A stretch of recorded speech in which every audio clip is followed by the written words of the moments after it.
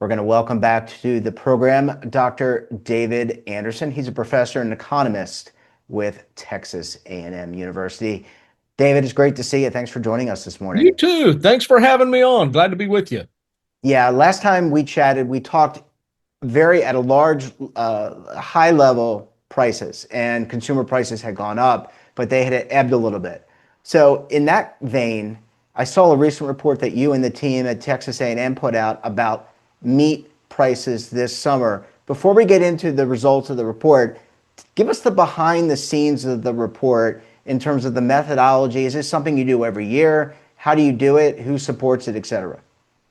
Well, we're calling this kind of the Texas A&M food price predictor type thing, and we've started with this little project to uh, I think we're all aware there's a lot more computing power, statistical methods, mathematical methods, and we're trying, in the background to try to implement some of these to see if we can better predict food prices. And so there's some of these techniques you'll see called machine learning. Some of them are AI modeling related. Some are a lot more similar to different time series statistical methods that folks have been using for a long time. So we're kind of trying different ones, and it's almost like I would characterize it like the U.S. Open. It's an open tournament. Anybody can play their way in. And so we try these different modeling techniques to see which one performs better. So Yeah. can we better predict things? And so we're trying this with retail food prices, and we've got this report where we've done this for I want to say a couple years now, about twice a year. We're thinking about trying to do kind of a summertime grilling season type thing, and then more of a holiday time driven one. So that's the report that came out that you saw. So that's a little bit of background. Yeah. Look, I don't think anyone's thinking that people are out there counting herds, individual cattle. I think everyone knows that researchers like yourself are using machine learning to help speed up and hopefully get to a point where we can, in some way, be predictive of prices. So, David, let's get into the report. I think my takeaway, but I want to hear you, of course, and if the audience does, they don't want to hear me, is we've got less volatility this summer in terms, that's the top line, in terms of beef prices. You take it away. Yeah, I think that's true. That's kind of what our modeling results would show. Last year we saw some big surges in prices, and um, this year it's not been quite like that in terms of the meat prices. If we look at say retail beef prices, like come out from the CPI report every month. Historically, those prices tend to peak kind of mid-year and then decline. And that's a lot of what this modeling effort is showing that we expect some decline in prices, like we see historically, and historically those are based on kind of seasonal production patterns. We start producing more beef in the summer than we do in the spring, just from a normal production pattern type thing. And that we get past the surge of grilling season.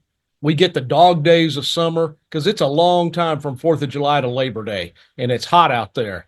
And so we get some changes in consumer demand patterns, production patterns, and prices tend to ease. And so I think we see a little more of that ahead rather than some of the volatility of last year.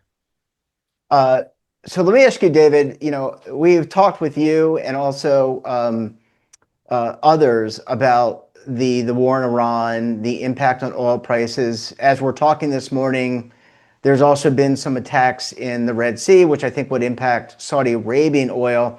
I'm not sure how much that impacts the United States directly. Don't really care. But I want to ask you, how much is that volatility, what we're seeing in the Strait of Hormuz and now in the Red Sea, impacts oil prices? How much of that kind of flows through to the predictor of meat prices, beef prices? Yeah, so that's an interesting thing in these models. So we don't have things like that explicitly in the mathematical model. Hmm. Oftentimes in these kinds of models, the best predictor of the price tomorrow is the price today. So if you think about that and time lags and things, but I do think that's important in kind of the context of it because since this began, this surge in fuel prices that goes through the entire economy pressures all of our budgets. And one of the things I think that I'm watching for some hard evidence of that I think we're beginning to see is consumers changing their spending patterns because of that budget pressure, and that comes from higher fuel prices. If we just take the simple one, and so that's one of the things that I expect to see affecting demand in coming weeks and months, particularly on the beef side, because beef is more expensive than pork and chicken. And so, quite honestly, the we're producing less beef, and that has contributed to higher prices. But if we didn't have growing beef demand, if it was supply alone, prices would not be this high.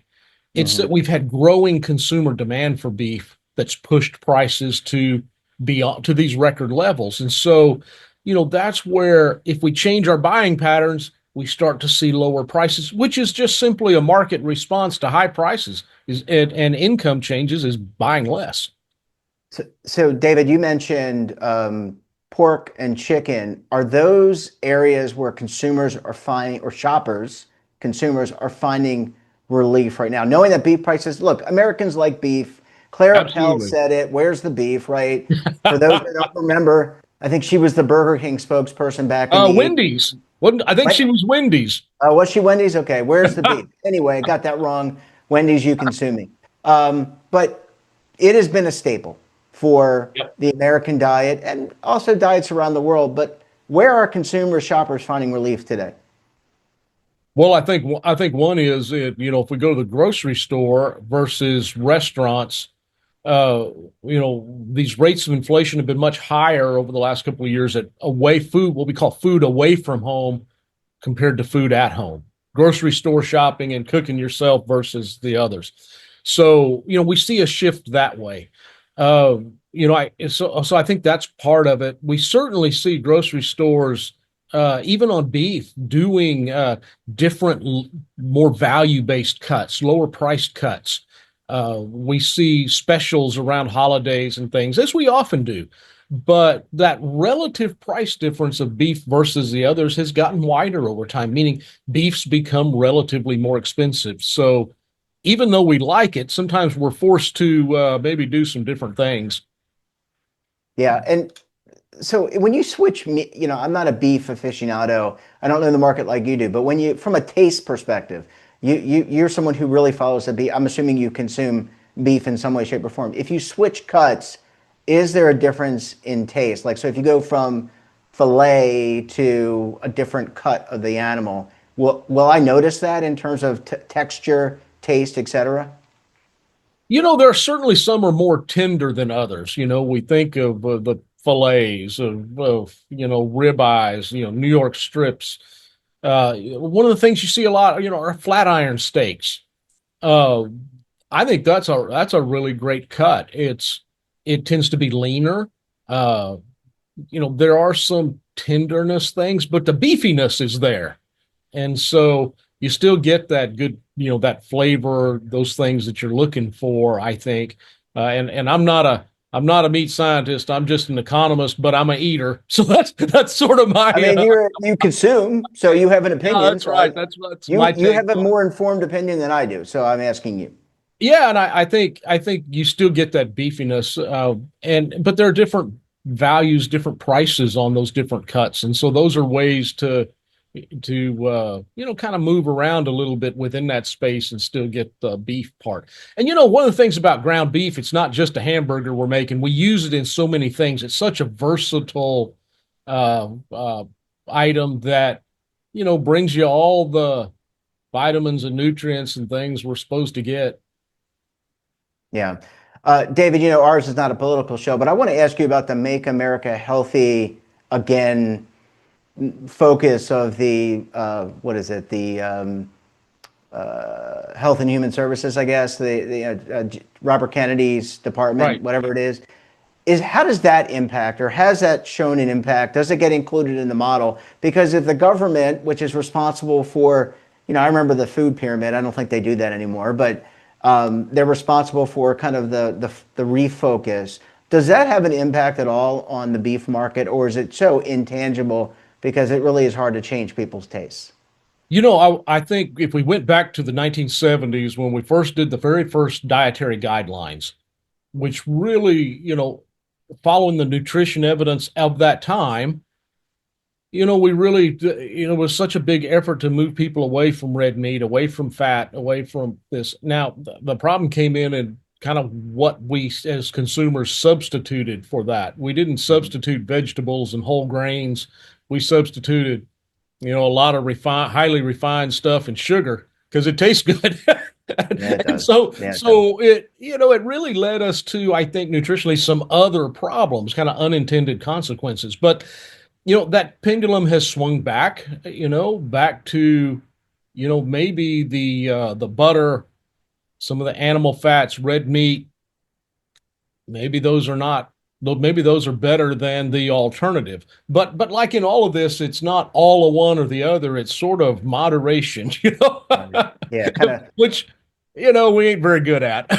Yeah, no, I think it Sometimes. kind of flutters its way in. I remember, David, I don't know if you ever saw the very Brady movie or the Brady Bunch movie. It was not with Florence Henderson and the rest of the Right. cast, but it was a new cast.